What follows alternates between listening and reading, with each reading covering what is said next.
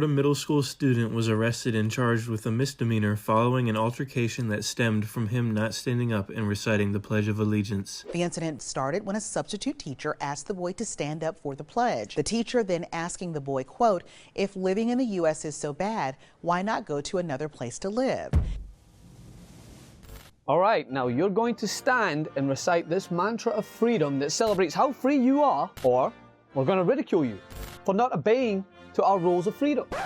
Okay, I may be off base here, but demanding someone's obedience, especially a child, and telling them they should recite the Pledge of Allegiance or go find another place to live may be one of the least American ideas possible. But what do I know, right? Just an immigrant that left his home to come and live here. So I guess free speech means free speech when it's appropriate. So does that mean not during the Pledge of Allegiance? No. What about during the national anthem? No. Okay, what about in the streets? No. What are you, a thug? If I march in the streets, people say I'm a thug. If I go out and I protest, people say that it's a riot. If I bend down on one knee, then it's not. What is the right way? That is something I've always wanted to know. What is the right way for a black person to get attention in America?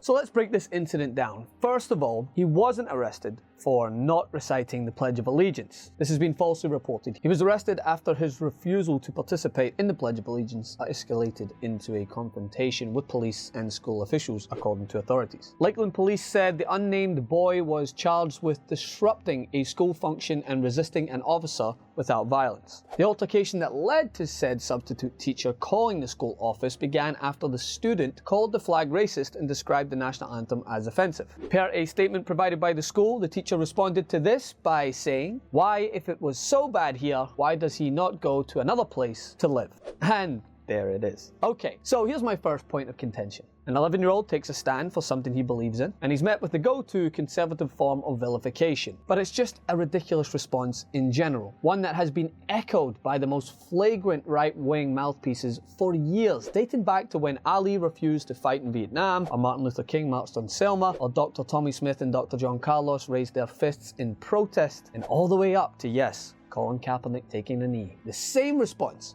can be traced through history. If you don't like it, leave. It's nothing more than a feeble attempt to deflect from an actual conversation which could be had, which as a teacher, you have a unique opportunity to engage in. But instead, this teacher decided to vilify this student in front of the whole class and made it about forced allegiance rather than freedom of speech. To which the boy replied, "They brought me here," which was met with the teacher doubling down on her inability to comprehend both the school's policy, which states students are not required to stand and recite the Pledge of Allegiance, and that thing called, oh yeah, the First Amendment, that protects his right to do so. She said, "Well, you can always go back because I came here from Cuba, and the day I feel I'm not welcome here anymore, I would find another place to live."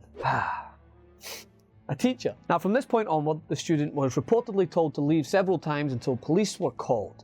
He's 11 years old. This teacher is an adult. But of course, with one glance at Twitter, you'll find the same people who just a few weeks back were saying, "Oh, these Covington kids are just kids," are now demonizing this young boy and blaming this entire mess on him not swallowing force-fed patriotism, then not leaving appropriately after being told by a teacher, "Go back to where you came from." The blame 100% falls on the teacher, and only those blinded by the stars and stripes will argue against that. She had the option to engage in a conversation, even if she disagreed with his stance, to potentially come to a mutual agreement. This student had every right to take the stance that he did, and as a teacher, it's her job to respect that. And if she wanted to know why, she could have engaged with him respectfully or sat down after class, not try to shame this child into thinking he was committing an act of treason for standing up for what he believes in. She's the teacher. He's an 11-year-old. It is absolutely asinine to try to justify her actions by shaming an 11-year-old child for doing something and standing up for what he believes in.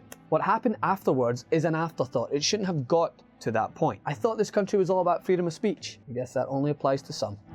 For more on this, come over to my Instagram. I'd love to interact with you on this subject at Francis M. Maxwell. You can support independent media here, tyt.com/join. Did you like this video? Then great. Never miss another breakdown video by hitting the subscribe button below and ring the bell to get notified whenever we publish a new video.